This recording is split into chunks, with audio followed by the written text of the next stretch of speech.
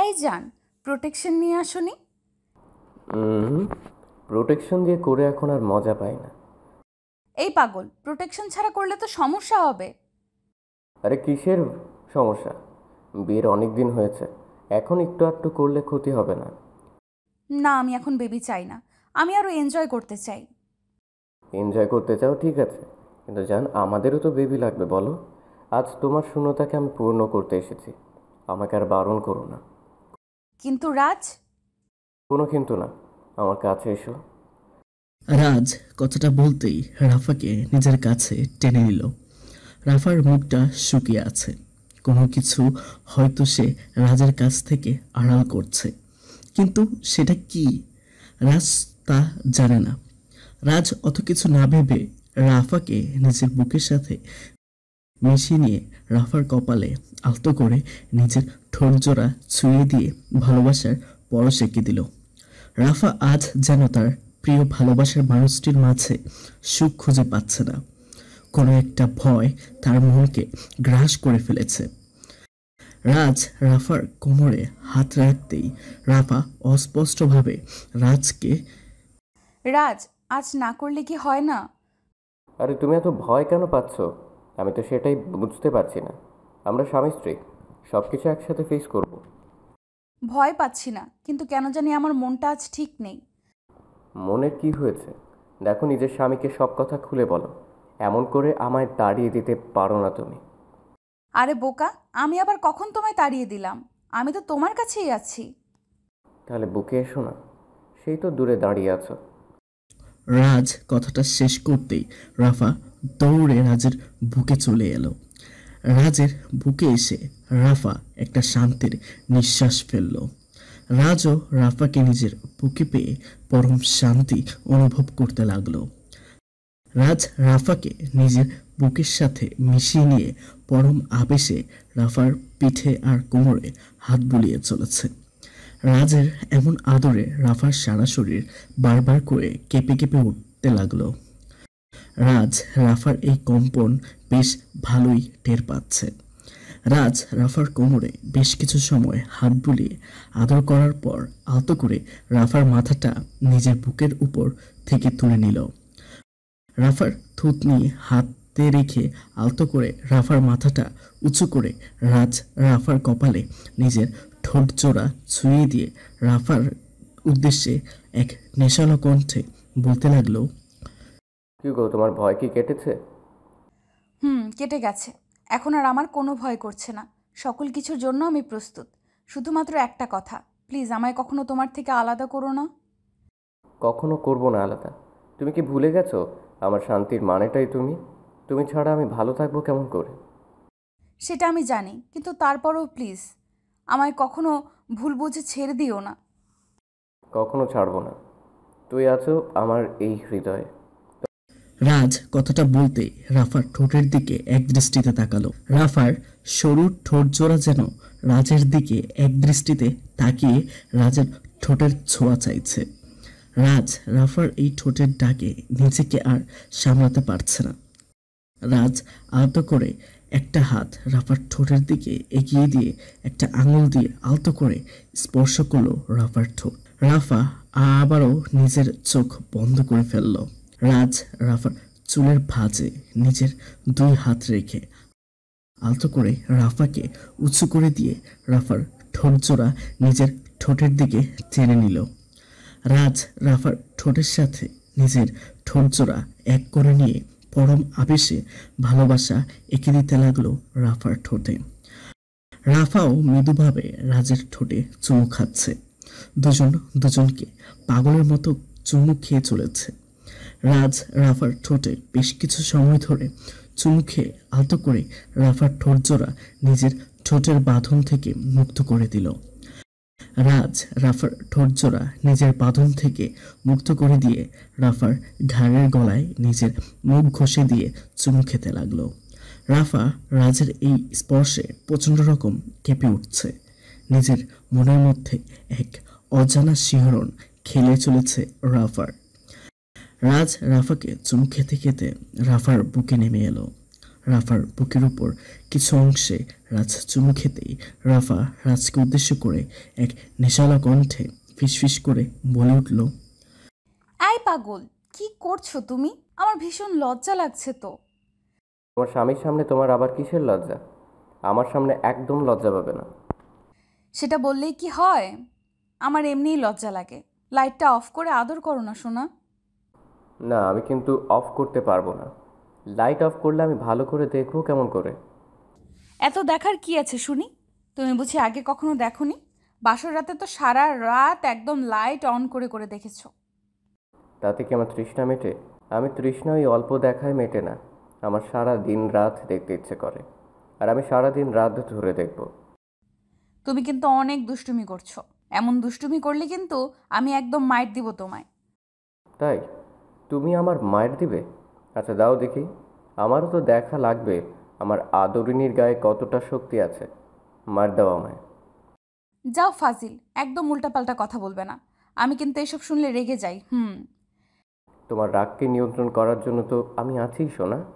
দেখি কোথায় কোথায় রাগ আছে তোমার। এই রাজ ছাড়ো। উফ, তুমি সব সময় আমার সাথে এমন করো। আমি তোমায় একদম খেয়ে ফেলবো। রাফা কথাটা শেষ করার আগেই রাজ দুম করে রাফাকে নিজের কোলে তুলে নিল। রাফা রাজের কোলে উঠতেই রাজের গলা শক্ত করে জড়িয়ে ধরল। রাজ রাফাকে শক্ত করে জড়িয়ে ধরে কোলে করে নিয়ে যায় নিজের বিছানার দিকে। বিছানায় নিয়ে গিয়ে রাজ রাফাকে আলতো করে বিছানায় শুইয়ে দিল। রাফাকে বিছানায় শুইয়ে দিয়ে রাজ রাফার দিকে তাকালো।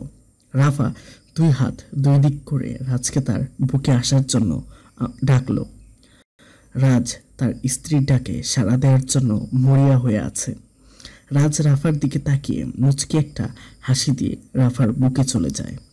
রাফার বুকে আসতেই রাজ রাফার ঘাড়ে গলায় মুখ ডুবিয়ে দিয়ে পাগলের মতো চুমু খেতে শুরু করলো। রাফা রাজের এই আদরে আরো পাগল হয়ে উঠছে। মৃদু শব্দে কোকিয়ে উঠছে বারবার সে। রাফার এই উন্মাদনা যেন রাজকে বাঁধ ভাঙা আনন্দ দিচ্ছে। রাজ আরো গভীর থেকে গভীরভাবে রাফাকে আদর করে চলেছে। সারা রাত ধরে দুজন যেন আদরের নেশায় একে অপরের মাঝে ডুবে গেল। ভোরের আলো ফুটতেই রাফার ঘুম ভেঙে যায়। রাফা চোখ মেলেই দেখতে পেল তার রোমান্টিক বর তার বুকের উপর মাথা দিয়ে শুয়ে আছে। রাফা রাজের এমন বাচ্চাদের মতো কাজ দেখে মুচকি হেসে উঠল। রাফা আলতো করে রাজের মাথায় হাত বুলিয়ে দিয়ে রাজকে ডাকতে লাগলো। এই রাজ, ওঠো না। আর কতক্ষণ এমন করে ঘুমাবে? হুম, আমি আরও ঘুমাবো। আমায় একটু ঘুমোতে দাও। আচ্ছা ঠিক আছে, তুমি ঘুমাও। আমার বুকের উপর থেকে উঠে যাও। আমার তো কাজ আছে, আমি উঠছি।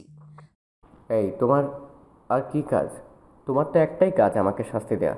আর তোমার ওই বুকে স্বর্গ সুখ আছে, এই শান্তি ছেড়ে একদম উঠবো না। ফাজলামি হচ্ছে আমার সাথে? ফাজিল, ওঠো বলছি। তা না হলে কিন্তু এখন আমি মাইর দিব তোমায়। সবসময় আমাকে হুমকি কেন দাও? বলি, আমায় হুমকি দিয়ে কি তুমি অনেক বেশি শান্তি পাও? তুমি ফাজলামি করবে আর আমি একটু হুমকি দিলেই দোষ? মানবতা বলতে আর কিছুই থাকলো না। হুম, এত মানবতা খুঁজতে হবে না। আমায় খুঁজে ভালোবাসা দাও, আর ভালোবাসা না। রাজ, আমি কিন্তু সত্যিই কাজ করব এখন। আমায় ফ্রেশ হতে হবে। কত কাজ। এমন করে শুয়ে থাকলে কি কাজের কাজ কিছু হবে? আমি তো আজ তোমার বুকের উপর থেকে উঠবো না। আমিও দেখি তুমি কি কি করো। তাছাড়া রাতে কি ভালো করে ঘুমোতে পেরেছো তুমি? আজ নো কাজ। রাতে তো আমার শান্তির ঘুম হয়েছে। একদম খুব ভালো ঘুম হয়েছে। আদর ছিল, মিষ্টি জ্বালাতন ছিল। একটা মেয়ের জীবনে আর কি চাই? সে তুই তাই বলো, আমি এখন তোমায় ছাড়ছি না। রাজ কথাটা বলতে বলতে রাফার বুকের মাঝে নিজের মুখ লুকিয়ে নিয়ে আরো শক্ত করে রাফাকে জড়িয়ে ধরল। রাফা রাজকে বারবার করে বলছে তার কাজ আছে, তবে কে শুনে কার কথা। রাজ তো তার স্ত্রীর আদর ভালোবাসা কখনো একটুও মিস করতে চায় না। সারাদিন আদর ভালোবাসায় নিজের বাহুটরে বন্দি করে রাখতে চায় রাজ। রাফা বারবার বলার পরেও রাজ রাফাকে ছাড়ছে না। তখন রাফা একটু রাগ দেখিয়ে একটু জোরে রাজকে ধাক্কা দিয়ে নিজের উপর থেকে সরিয়ে নিল।